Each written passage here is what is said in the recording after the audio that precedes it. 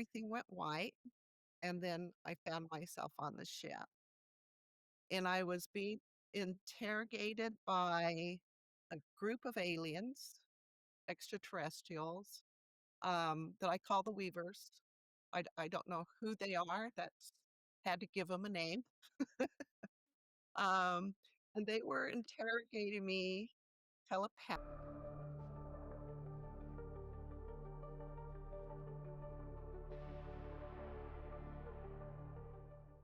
Welcome to Beyond the Map, where we explore strange stories for curious minds. I'm your host, Buddy T, and today we're diving into an extraordinarily strange story.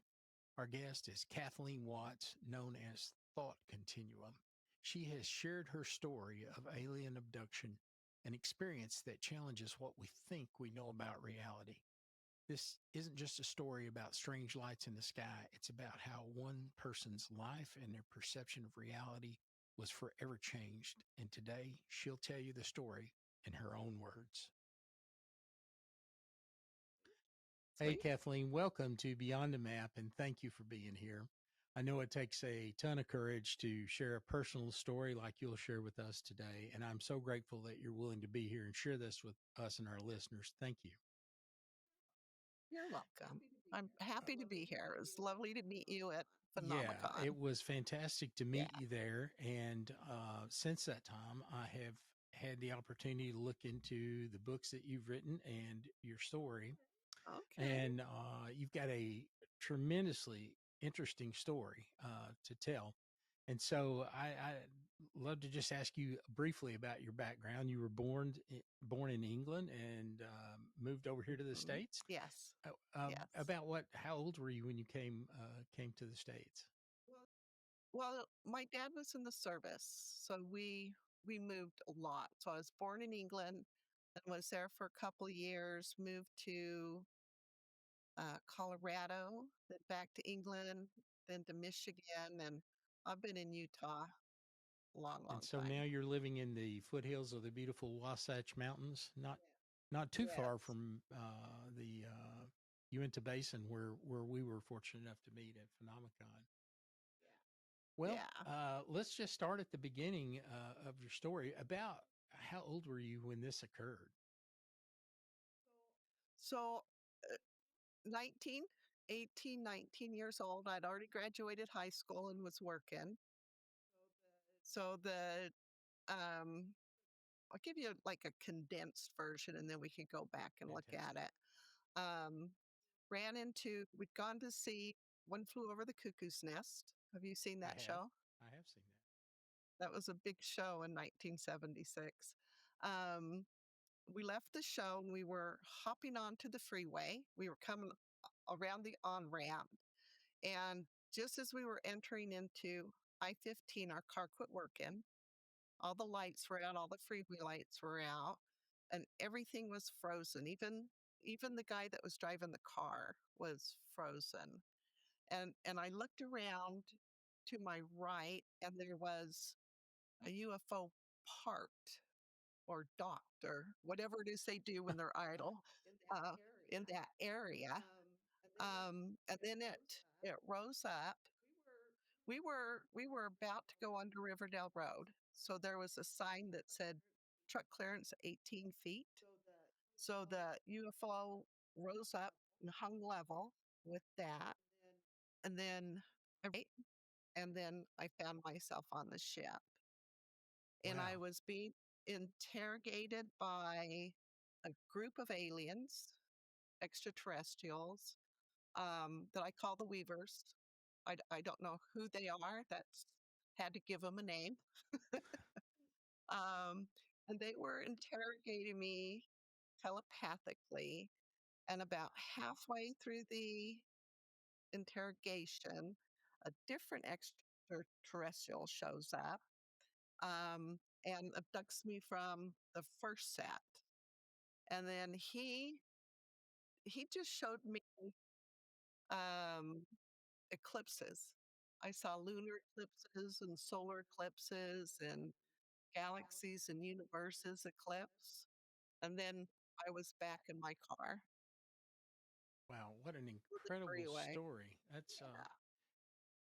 you mentioned that the guy driving the car was frozen. Was everything else around you in the environment, did it appear frozen too, like the other cars on the roadway? Or Yeah. There was no other cars on the roadway. It was late at night. We'd gone to see a late premiere, and it was Sunday in Utah, yeah. so the roads were pretty empty. Um, yeah, and then when we came back to, we'd gone under the overpass, and we're sitting on the other side. And Yeah. then everything just sort of went white and you find yourself inside of the craft. Yeah. That's amazing. Yes. Yeah. So what we have, if you look at it, you have the perpetrators, the extraterrestrials, the victim. I Not a label I like, but for sake of storytelling, Yeah, I think we'll it's go with that. appropriate, perhaps. And Yeah. you have the crime. So what's missing is the motive. What started the whole thing into motion? And when in my book, I started it at the theater because I think that's where it all started. We had gone to see One Flew Over the Cuckoo's Nest, and I thought it was going to be a comedy. Um, and then at the end, the main character, Jack Nicholson, he was kind of a rebel, kind of a rowdy guy. And instead of going to jail, they sent him to a mental institution. And then he starts getting in trouble with all the other people there. He taught him how to play poker, broke him out, took him fishing, and just, great all around guy. And then at the end, they lobotomized him. And another little guy in there that stuttered all the time killed himself. So it was a tragic comedy, and I wasn't expecting that. And it really affected me profoundly. I was having a really hard time with that. We walked out of the theater, and I was just thinking about it. I was thinking about how I didn't want to be on the planet anymore. And the stories and the fact that I identified with him and um, considered myself a bit of a Hmm. rebel. Could see visions of my own Oh, my lobotomy goodness. floating out there. So I was thinking I wanted off the planet, out of the stories. My black and white world had turned gray. Um, and I found myself kind of drifting away. I don't know if was having an out of body experience or what, but I became aware of this contextual field that went around the planet. It's the stories that we tell ourselves. Yeah. And I could see it from wherever I was. I could see this. Um, and then outside of that, I could see another field that was more of a conceptual field. So the contextual field is um, it's a song of every word ever written, every thought. Um, it I would use the term matrix, even though if you were to ask me specifically what a Yeah. matrix was, I wouldn't be It able to sounds tell like you. you're referring to something that some people might call like the Akashic record or,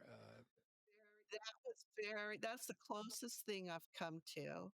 Um, so it was a matrix, but it wasn't made out of ones and zeros. It was made out of the alphabet. well, that's interesting. So, yeah, and there's an infinite number of stories that you can create from a finite alphabet. Yeah.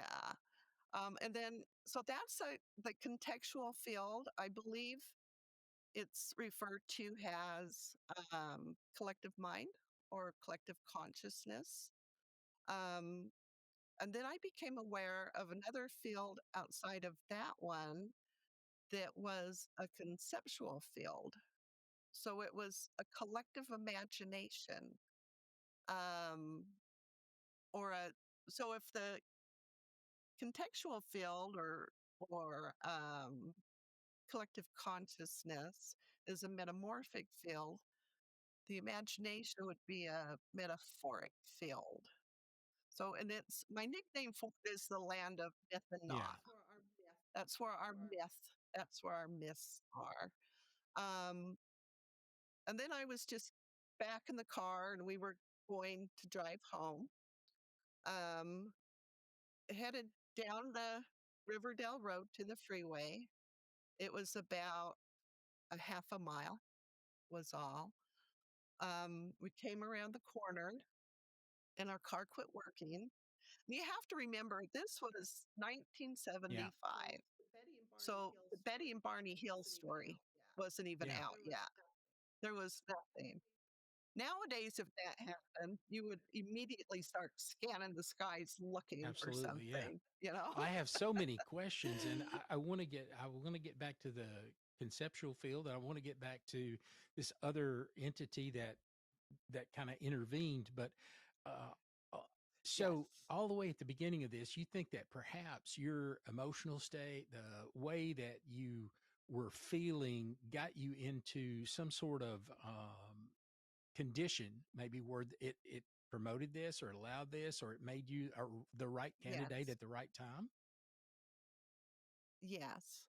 And I also had the impression that I was standing out, that I was obvious, that I had that I was looking at something I wasn't supposed to Yeah. see. And doing that, I had tripped a wire, hit a tripwire or something, and that started everything into Well, motion. had you ever had any other experience or any other sighting or any kind of contact before this event? So No, welcome to your nothing. first event, and it just goes from 0 to Yes. 1,000 instantly. So let's talk just for briefly. You mentioned the missing motive because you've got suspects, you've got victims, you've got, what happened, but why? And that's perhaps the most interesting part of the story. And the only thing I can think of is that the conversation or the communication that you had with this initial group might lend evidence of the motive. And I'm sure you've gone over it 100 times, but Yes. can you share with us a little bit about what that communication was like with the With initial group, the Weavers, as you call them? oh, yes, yes. Okay, so we're on the freeway, car quits working, everything turns white. Um, and you just can't see anything else. It's kind of like, Yeah, oh, I'm going look to at put up you. your You got my concept of the Weavers picture. I here. love Yeah. that. So then I found myself on the ship. I was sitting up straight in a chair, and there were semicircular um, metal things that held my forearms in place and from the knee down, and they had a blue light that went over them. So they were kind of like restraints, but they were also keeping kilter of my anatomy so that I didn't go into shock. So they were monitoring my breath and my heartbeat. Um, and I knew that if I went into shock, my telepathic sense would shut down. Yeah. That would end the And so communications. that's why they were doing it. Yeah, and it was mental telepathy. There was the room was interesting because it looked like it was molded instead of built, like almost like there was a camera down the middle and one side was a replica of the other side. Everything was so um, homogeneous that it just had a weird effect to it. Um, there was a horseshoe shaped table in front of me, and the extraterrestrials were sitting around that. I knew they were going to start interviewing me. Um, and I looked over to the one on the left, waiting for a question. And I heard him start to ask his first question. Before I could even register it, the rest of them had asked a question and they were back to that one, and they were just taking the answers. Um, so it was moving so fast that I couldn't keep track of it. And there was something else there too. Um, it was like the questions were layered, like a perpetual canon. So have you ever heard that row, row, Yeah. row your boat, Mhm. row? So they weren't saying the same question, but they were overlaying what they were doing. And I could see the inside of my head. I couldn't see like all the different lobes of my brain, but I could see all the neurons and the synapses firing off while they were doing what they were doing. You mentioned you feel like Um, they were getting the Go ahead. answers. Were they extracting the answers without you, having the initiative to give the answer? There was Wow, yes, that's amazing. Mm. yes. I don't have a like, I couldn't even hear the questions. I couldn't focus on them, and they were doing that on purpose.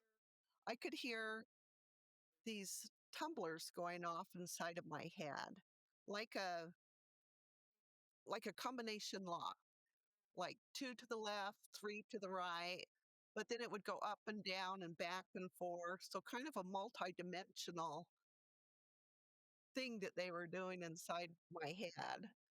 Um, the the other interesting thing was that I realized that telepathy is a two-way street. You can't just open up a one-way communication with that. Um, and so they were just as vulnerable as I was. I was they were open to me, but I didn't know how Wow. it So worked. two-way flow of information. Yeah, If they were extracting from you, were you able to extract from them? I I could have, but I wasn't.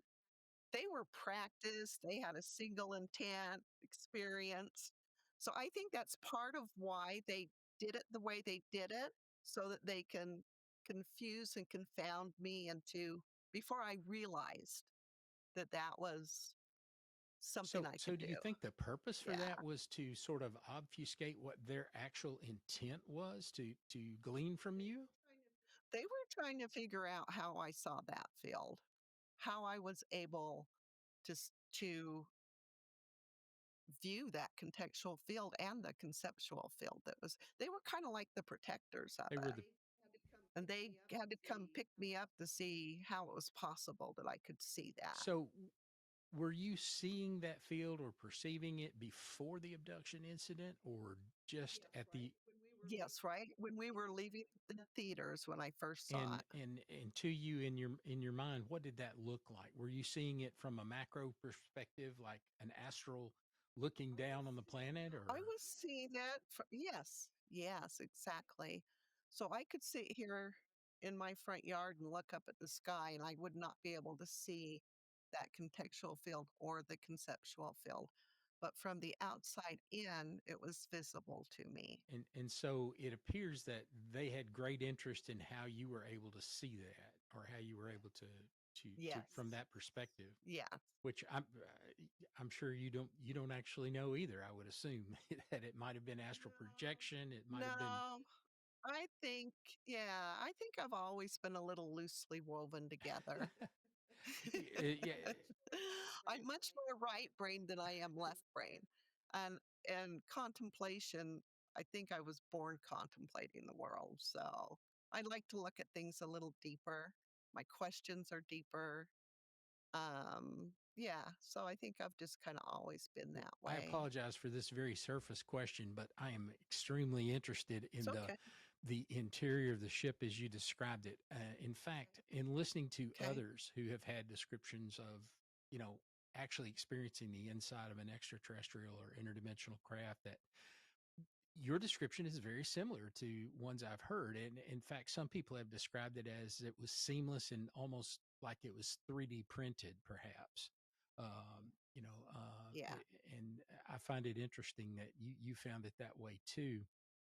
Another uh, question along those lines is when you were in the ship, were you able to see outside of it at all or just confined to the No, interior view? no. Mm. Yeah, there weren't any windows or there wasn't even maybe it was the room that I was in on the ship, but there was no navigation. There was nothing else in the room but the table and the chair that I So was no sitting visible on. signs of how they were to pilot this craft or wow. Propulsion or no, Were there no, any physical sensations that you could relate to, like static electricity or any kind of discomfort, other than just the fact that you're thrust into this situation? And do you remember, was it cold or hot? Or, I don't remember that. I remember that it was aesthetically clean, like not a speck of dust anywhere. I was almost expecting my nose to smell astringent. Everything was just so wow, that's clean. very interesting. Yeah. Yeah. It was oval. The room was oval. There was uplighting along the walls, but it seemed like there was a space between the lighting and the wall itself. It was hard to kind of describe. For our listeners who have not really looked at many abduction cases, a lot of times there are some commonalities here, like missing time. Um, do you get a sense that of how long this incident took, or you would kind of know about what time it was when it None, started, but what about when it ended? none. I didn't look at a clock. Like I said, this was before anything was out there. Nowadays, you would look for missing time. It didn't Yeah. occur to me. And it sounds like Yeah. this was pretty quick. Let's get back to um, there was another being that intervened. Can you describe how that happened? What was Yes. that was? So we were about halfway through the interrogation. I'm sure it wasn't over. And then all of a sudden it stopped, like it had been interrupted. And I became aware of somebody standing behind me to my right. Um, and I became aware of a conversation I was having with this person behind me. And I don't recall the conversation. I just knew I was having a conversation with this person. Um, and then this person said, "This one is not for you." And the extraterrestrials just let go of me. They completely disconnected. Um, and I didn't know what to do with that. I had this person behind me and these people in front of me, and it seemed like I was up for grabs, basically. So I didn't know what was going to happen, but the weavers, they just acquiesced and let go. Um, and I don't. It's not as if Aesop, that's who the second extraterrestrial is, was their boss. I kind of had the impression that he predated them So maybe his somehow. stature or the hierarchy of beings dictated that they listened to his direction on this issue. Wow, Yes. interesting. Yes. And you deemed this entity Aesop. Is that something you perceived Yeah. there He from the just, entity, or is that just something you assigned to him, like the Weavers? it seemed like I knew him from somewhere, some when. He was familiar to me in some way. And he was different. So the weavers were like us. They were they had arms, legs, skin, and bones. They were probably 7 to 8 feet tall. Skin was kind of an alabaster blue. They were elegant, exquisite. Um, they were hard to see. I couldn't really see them in their entirety. So if I looked at their face, their bodies would disappear. If I looked at their bodies, their faces would disappear. So it was kind of like they were flushed out by my curiosity. Do you remember those old magic eye Yes. pictures? where it looked like random Mhm. geometry, and if you soften your gaze, an image will come out. It was like Wow, that. amazing. So, Yeah. Yeah, I never could do those magic yeah, eyes. I love those things, but in this context, it sounds like it would be a little unsettling for sure. Uh, Yeah, and they wore cloaks. They had some kind of cloaks on, and I'm not sure what that was for, but even those seemed to match the background behind you them. know, And then oh, I was just oh, going to go say, ahead. with the exception of the blue tint to the skin, the description of these beings, 7 to 8 foot tall, and the in reading your even more detailed description than I saw them, they sound like they could be what people now describe as tall whites, other than the blue tint to the skin. I don't know if it was a predominant blue, they're mostly blue, or if you would perceive them at a distance as being blue, or would you perceive them as being more, alabaster? Yeah. White, more Yeah. alabaster, yeah. So, Almost, yeah. There's this new paint you can paint your ceilings with, it's violet.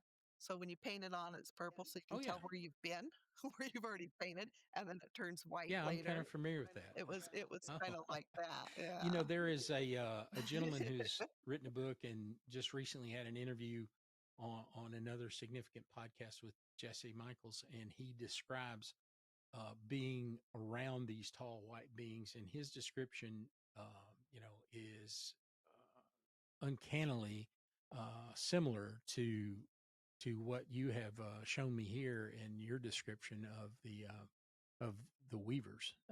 His description is very, very Okay. similar, so it makes me, I'm looking for commonality, looking for patterns, I guess. Just kind of thinking that this might be something to do with that.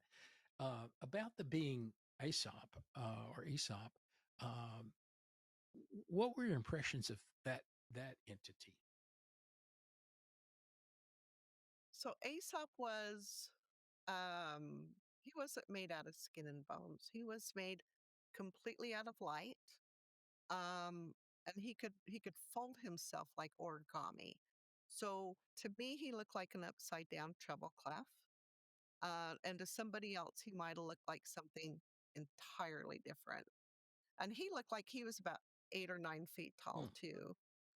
But I'm pretty sure he could enlarge or compress himself into just about any My size. goodness. And Um, what was going through your yeah. mind? Did you feel like there was a spiritual component to this, or was this all very real to you? I the interrogation had a visceral effect on me, and I wasn't sick, but I was overextended. Um, so yeah, I couldn't feel anything spiritual at the moment. Um, but I was connected to him telepathically too, but instead of mind to mind, it was imagination to imagination. Wow. And what I figured out later was that those weavers were connected to the contextual field that I saw, the metamorphic field, and Aesop is connected to that conceptual field. Yeah. So, So they were part and parcel of both of those. That's why I think that's what started the whole thing so off the weavers in are more motion. connected to the things that have been the collective Collective mind, mind. the sum total of everything, Yep. essentially. And then Yep. this Aesop being is more connected to, I guess, a field of possibilities. Imagination. Yes. Land of Hmm. myth and not. Well, that's interesting. It Yeah. there are a Yeah. lot of people who are trying to make sense of the new revelations that are coming out every day, and I guess we're all guilty of trying to shoehorn what we hear from, experiencers such as yourself into other, patterns, trying to make sense of some of this. Some people would say, well, this sounds like you had a very lucid dream. What would you say to those people? Was this a dream or? There was actually um a dozen people that reported that. So Hill Air I could literally see Hill Air Force Base from where we were. stopped on the freeway. Um, the next morning, I got up. I was still staying at home. I didn't have enough for an apartment yet. And I worked nights and my dad worked mornings. So I got up. My dad had already gone to work, and he worked at Hill Air Force Base. Um, and my mom asked me why I was so late getting home. And I told her that we had ran into a UFO. And then later on that same day, when my dad came home from work at Hill Air Force Base, he told her that they had had over a dozen sightings out there, up to and including um, high ranking official from Wow, the that's base. remarkable. I Yeah. Yeah. And this was 1975, 76. 75 cent, yes, about 50 Wow, years that's ago. incredible. What you said about the craft was interior was remarkable. Do you recall what the exterior was like? Yeah. So that was interesting too, because when it was parked and it rose up, it was a very large on-ramp, huge, meandering thing. Um, so it was at least 2 or 3 football fields long. It rose up. It had blue lights going around the bottom of it, um, pulsing sequentially. And then all of a sudden, I thought, maybe it's a helicopter. And as soon as I thought that, I could see a helicopter with red lights going around it, and it was higher up. So it was as if my thoughts were causing a juxtaposed reality. That's Um, interesting. and then when I let go of that, it went back to being the spaceship Was it a again. classic disc shaped or how was that? It was oval shaped, and it, the closest I can come to say is like a chameleon. It kind of absorbed the colors around it, has a form of Yeah. camouflage. So people talk about that today and Yeah, describe things like that as predator type cloaking or whatever. something. Yeah, That's very interesting. Do you think that concept where you looked at the beings and you could only see part of them at a time was also part of that technology, perhaps? Maybe a I don't personal know. cloaking sort of technology? Yes, yes. Or the other thing is that they seemed ageless, pubescent. Their hormones were just running Hmm. amok. The air was red. You could feel the sexual energy in the room. So every once in a while, I wonder if the cloaking was for their protection or if it was for Yeah. mine. Interesting concept. So, Did, yeah. did you feel like they were sexually interested in you as a No. No, that it's just the way that they vibrated, just the energy that came out of that's them. amazing. Yeah, it was normal for them. That's probably their norm. That's interesting. Like, they're in a perpetual state of Hmm, arousal, I don't yeah. know. I But it was definitely well, that's pronounced. I was That's aware of it. certainly an interesting concept there. The other more recent description of tall whites would have them in control of some sort of energetic field that would even allow them to meld.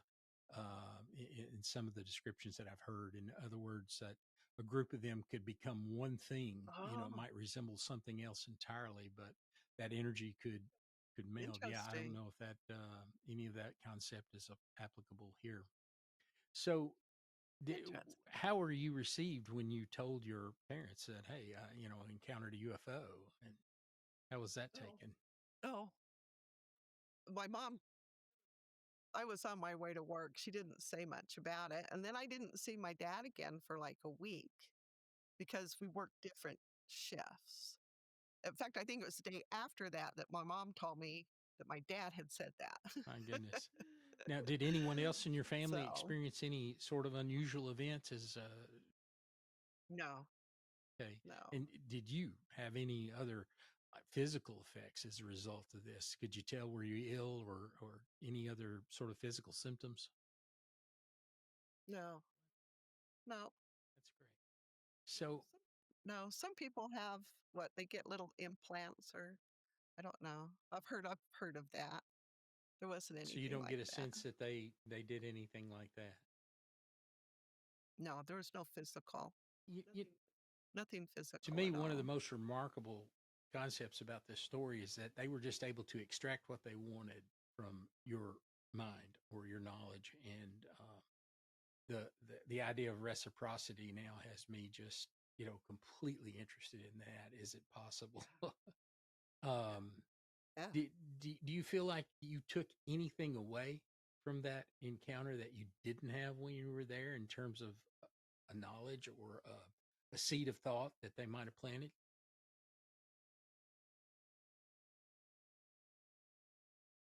Yes. For me, it's always been about that conceptual field. Um, it's kinda like when I tell the story, I'm telling you about the extraterrestrials. So suppose I was looking for treasure and I came across these 2 guards, and I'm telling you the story, and all you can see is the 2 guards because they're so fascinating. And the treasure behind that was that conceptual field.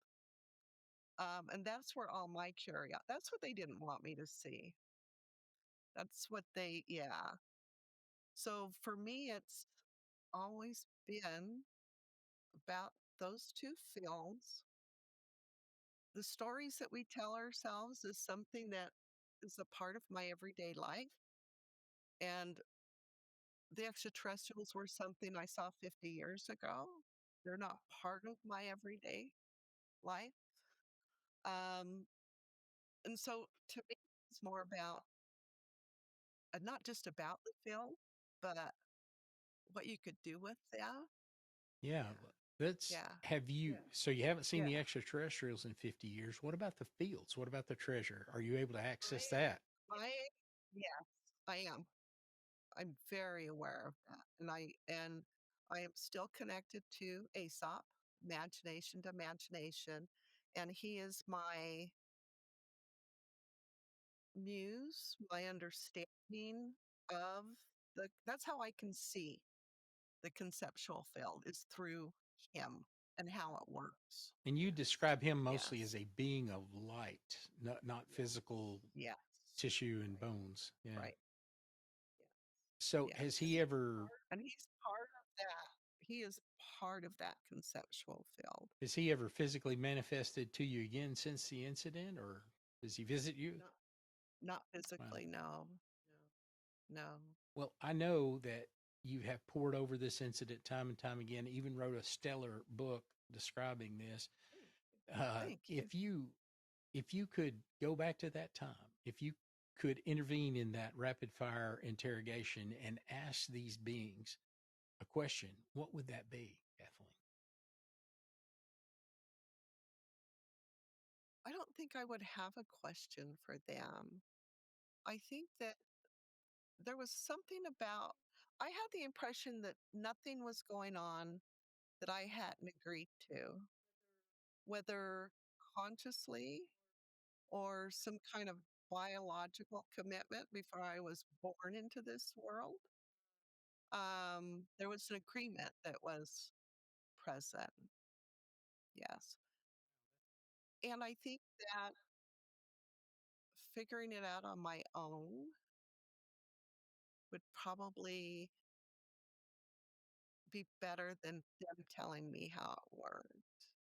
I don't no one's ever that's a weird question. Yeah, I'm sorry. I'm I kind can't of think known for of those weird what probing no, questions. that's fine. I love it. I love it. I love it. Makes me look at it from a different Yeah, because angle. I would be 100%, 180 degrees the other way. I would have 1,000 questions, but y- your eyes are not on the unusual. It's on the treasure, the field that you The perceiving there. conceptual Do, film. do you have any sense of, some people would say, and I'm not sure if I subscribe to this or not, but I think I do.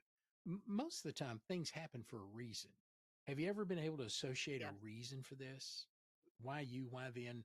why even now you see the fields? Why did this occur? Probably because I've always been interested in our origin stories, our creation stories, the stories we tell ourselves. I think that our tribal myths are killing us. It's nation against nation, religion against religion, left against right. And what it would look like if we could have a global myth instead of all of our little tribal myths and how that would work. Yeah, that's interesting. Maybe that is a Yeah. good reason. Maybe that makes it all make sense. Perhaps I'm going to put up this here. I'm going to share just briefly your book, and Oh, I there there you you go. go. So, "Catch Me If You Can" is the name of the book that describes this incident, and this is not your only literary work. You have written others as well. I have Payback is a Glitch is it's not in galley yet. It's almost finished. That's my second book. Okay, yeah, Yes. and if people want to get a copy of this and read your entire story and get into much more detail than my feeble attempt at picking your brain has yielded here, how would they get a copy of your book? Uh, you can get it online at Barnes and Noble or Amazon. I think it's in Kindle too. And if they happen to Yeah. be out in the Ogden, Utah area, they could maybe catch you at a bookstore somewhere. Yeah. Once in a while, I show up for. I'm really kind of an introvert. Yeah. In fact, that Phenomicon, I hadn't done anything like that for about 3 or 4 Yeah. years. Yeah. Yeah. Yeah. Well, I'll just share with you, I never done anything like that at Phenomicon, but I'm on the heels of retiring from a pretty robust law enforcement career that I had over 30 years and teaching others how to recover evidence and analyze it from electronic devices. And this is my was my first foray into investigating. I decided I would pick and choose what I wanted to investigate. And this is certainly one of the strange stories that has caught my attention. And I am so thankful that you agreed to let me have the conversation with you about your fantastic experience. Now, I have interviewed hundreds of people under much different circumstances, but I would always ask this: is there anything that we didn't cover that you would like to share, or anything that you feel like is important that I didn't ask about? Um, I have a thought. So you hear a lot about missing time or memories that are erased. I think one of the reasons that I remember is because they were interrupted.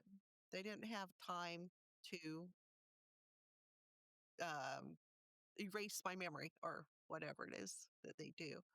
Um, and I have a theory about that. I think that I don't think that memories can be erased. I think once something happens, it becomes part of the universal fabric.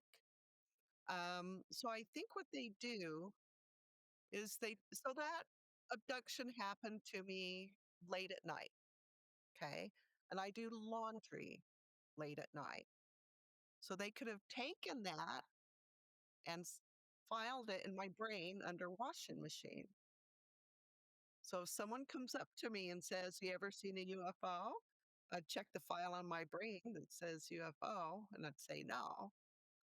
I wouldn't think about looking under a washing machine. And I think that there has to be a modicum of truth to it. Like they could have taken that and filed it under giraffe. The synapses have got to connect. Um, and after seeing the contextual field, that theory makes a lot more sense to me. Yeah. So, how could, if it's possible, if there is any connection for you, how could humanity benefit from your experience or hearing about your experience? What is there, if there is a greater purpose in this encounter? What would it be for us? Are we to try to understand more about this conceptual and field? Where it's all about where our stories come from and who's animating them. And it's us.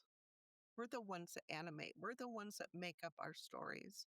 And once we realize that, we can make up a better story, a more compassionate story, um, a more balanced story. And since you're working with the imagination, um, it could be as simple as starting a rumor. Hmm. That's Yeah. my job. That's my job. Start a rumor. Yeah. All good authors might want to start a rumor that we'd all explore in our mind for sure. Well, for those who want to follow your work or continue to connect with you, you have a website there. They can look up Thought Continuum. That's Yes. Yes. thoughtcontinuum.com, I think. And they can Mhm. find your books. They can find more about you there. And they can continue to follow your journey as you go through this, what is now a most interesting life, and try to make sense out of it. Uh, I'd I like to. use the I use the term thought continuum because ASAP kept calling me thought continuum. He didn't call me Oh, okay. Kathleen. He kept referring to me as thought What do you continuum. think the significance? You want me to tell Yeah. you what Yeah, happened absolutely. when he showed up? Absolutely. So the chair that I was seated on was on a dais that turned. So after the disconnection, the chair I was sitting on started turning a quarter turn counterclockwise, and the aliens in that part of the room just disappeared. And then I found myself looking at a wall, and it had a big screen on it, looked like a camera aperture. It opened up an 8 equal curvier linear, like a camera aperture would. Um, and I could see, he showed me eclipses. So there was no conversation going on with Aesop and I because it was imagination to imagination. So there's no questions. All the questions are in your mind. So it was different. So when I was looking at this, it seemed like I wasn't watching a movie of something. It was like I was watching something while it was happening. So I saw eclipses, saw lunar eclipses. There goes my phone. Um, Solar eclipses. I saw galaxies eclipse. I saw entire universes eclipse. Um, and then I was back in my car. No farewells, no goodbyes, no live long and prosper. Just back in the car. And the car was running. Taylor was reanimated, and the ship was gone. Yeah. Did But the interesting thing, because I have my own questions, even after 50 years, I I'm have sure. questions. So when you look at the solar and lunar eclipses, the shadow and light is a dance of the sun. So if I'm watching entire universes eclipse, where does the light come from? What's casting the shadows? Got the gooey orange cheese in the middle, and then the white slice of bread that hadn't been griddled yet. Um, and the interesting thing was that the toasty side and the white side um, were interchangeable. They were like reciprocal, almost cross pollinating, using the gooey cheese in the middle. And they were playing the universes. Wait a It minute. gets crazy. The universes were playing leapfrog with each other, going over from white to light, so that the first becomes the last and the last becomes the first forevermore. Wow. Well, there's almost something spiritual context about that. Well, Well, our scientists talk about quantum theory, string theory. Um, what's the other one that's real popular right now? I wrote it down so I wouldn't forget it. you've stumped the guesser here. I'm How from. about I that? am. I am familiar with string theory, and I am familiar with the concept of quantum theory. Oh, holographic. Holographic's the other one. Oh, okay. So we seem to live in a world where it's either or. And I'm wondering if it's and both. If we have a quantum field, if the gooey cheese is string theory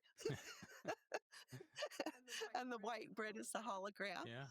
Um, so I think we can really get stuck in our either or thinking. Yeah, that's very But interesting. anyway, I have no idea why he showed me the eclipses. That's still kind of a mystery In, to me. in ancient Yeah. times, eclipses had special significance to, the people here, to civilizations here on Earth. Um, Not sure why they were so highly revered, other than they were unusual events. But it is interesting in this context that that's what this being of light chose to share with you in this Yeah. imagination field, eclipses, and don't know what the significance of those are. It's interesting. Yeah. Well, I want you to let me know that if you figure out the significance of the eclipse or this visit of Aesop, or if anything else happens, you want to just discuss further, that you'll reach back out to us here on Beyond the Map. I have enjoyed our conversation immensely, and I think our listeners will enjoy your perspective. This is an unusual abduction experience that you shared with us, to say the least. Not that there is, I guess, a usual one. It had some of the concepts that we hear Yeah. of today in the more prolific abduction experiences, but it certainly had some very unique characteristics too. And again, I just want to thank you for sharing this with the listeners. And stories like you remind us that there's still so much that we really don't understand about our reality. That's exactly why we are looking into these strange stories that kind of go, this clearly goes beyond the map that we know of today. I'm excited for you in your new Well, endeavor. thank you, Kathleen. We're excited too, Yeah. and enjoyed this very much. I hope to see you again soon on Beyond the Map. Okay. Thanks. Okay. Appreciate it. All right. Thanks for listening to Beyond the Map. If you enjoyed today's conversation, share it with a friend, leave us a review, and make sure you're subscribed wherever you listen to podcasts. Follow us on YouTube and Instagram so you'll get the first notification about new stories that are coming out. Beyond the Map, strange stories for curious minds.